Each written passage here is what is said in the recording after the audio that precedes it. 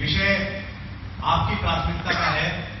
किसानी से हम जैसे सामान्य कार्यकर्ताओं का संबंध केवल इतना है कि हमसे पिछली पीढ़ी किसानी में थी। मेरे पिता प्राध्यापक होने के साथ साथ किसान भी थे, तो इसलिए थोड़ा बहुत परिचय है। आंदोलन कैसे चलेगा आम आदमी पार्टी का किसान आंदोलन, ये आप सब तय करेंगे। उसी दिशा निर्देशन में, उसी रीति नीति में हम सब साथी आपके पीछे खड़े होकर काम करेंगे। मुझे 2-3 बात कहनी है, शायद 2 मिनट में 2-3 मिनट में पूरी हो जाएगी।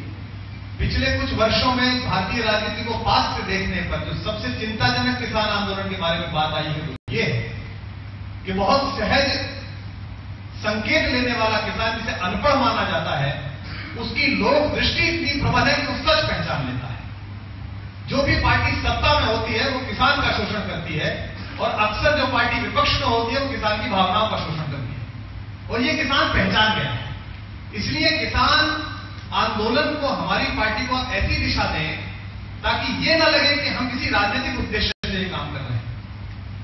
एक महत्वपूर्ण चिंता यह है कि भारत में मैंडेट का मानस बनाने वाली जो जनता है, जो बुद्धिजीवियों की जमात है, जो नए युवाओं की जमात है, जो इंटरनेट पर काम करती है, जो कस्बाई और शहरी युवा है, उसे सचमुच किसानी के बारे में कुछ पता नहीं।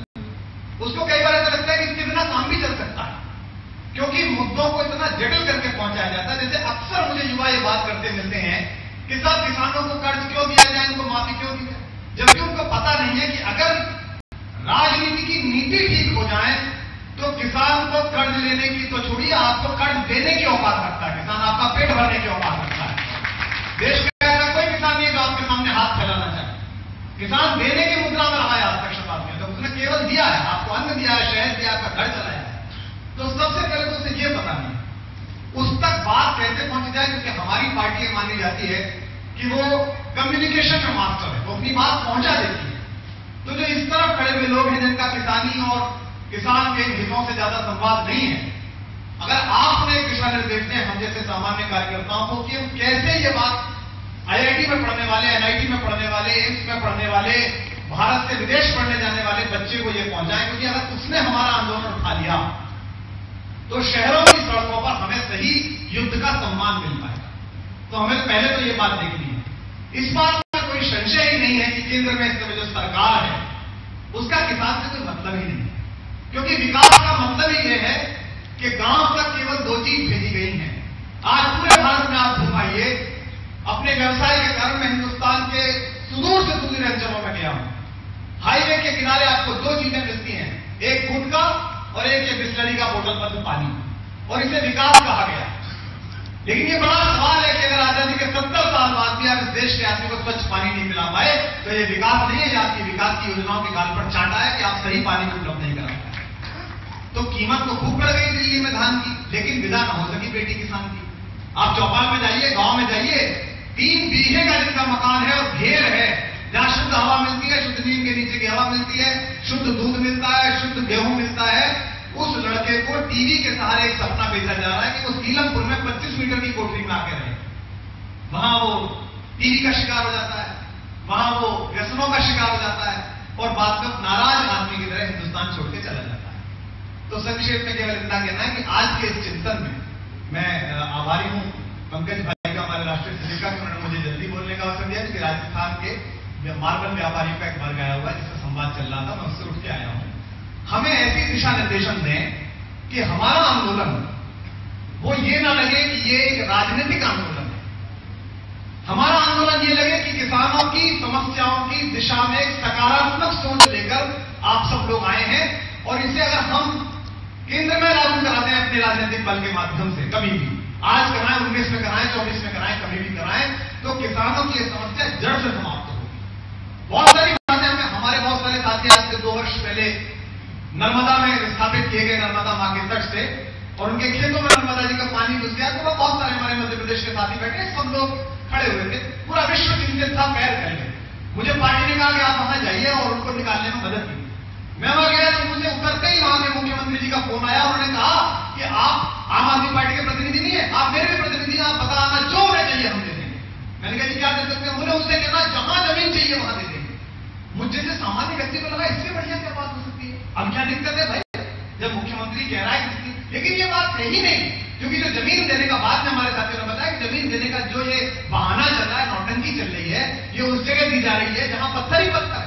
जहां वन्य भूमि है, जहां खेती हो ही नहीं सकती है। तो किसान की बात केवल वो लोग कर रहे हैं इस देश में, इन बड़े हाउसेस में बैठ के, क्लब में बैठ के, टीवी की बहस में बैठ के अधिकांश है, और युवाओं में जिन्होंने गांव सीरियल्स में देखा है, फिल्मों में देखा है कि गांव कैसा होता है, वहां एक हीरो होता है, वहां हीरोइन होती है, ऐसे गायें रंभाती हैं। आपने वही राजनीति पंचायत राज सिस्टम के माध्यम से जो संसदीय प्रणाली की राजनीति की छोटापन है वो वहां तक पहुंचा दिया है। आपने जातियों की व्यवस्था पहुंचा दी है।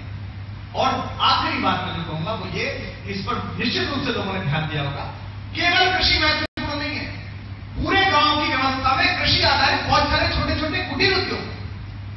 मैं छोटा था गांव में तो मैं देखता था कि हमारी बैलगाड़ी का पहिया बनवाने के लिए गांव के बढ़ई के पास हमारे पिताजी और हमारे ताऊजी जाते थे और कहते थे, चाचा राम राम, राम राम बेटा, अंदर आ जाओ, स्कूल से आगे छुट्टी लेके, और वो पहिया बनाता था। उसके बदले में जो खेत में उपजा हुआ गेहूं है, वो गेहूं उतनी मुद्राओं से दिया जाता था। तो कृषि आधारित जो छोटा कुटीर उद्योग था, अगर गांव में आपसे मजबूत करने की कोई प्रणाली डेवलप करवा पाएंगे हम सरकारों में, चाहे हम दिल्ली में है, चाहे हम पंजाब में प्रतिपक्ष में है, और आप सबकी शुभकामना रही तो आप राजस्थान में, गुजरात में, दूसरी जगह पे जहां हम लड़ेंगे वहां सत्ता में जाएंगे, आप सबके सहयोग के माध्यम से वहां भी पहुंचेंगे। उस जगहों पर एक नीति आम आदमी पार्टी की ऐसी हो जो एक मॉडल बन के वहां तक आ सके।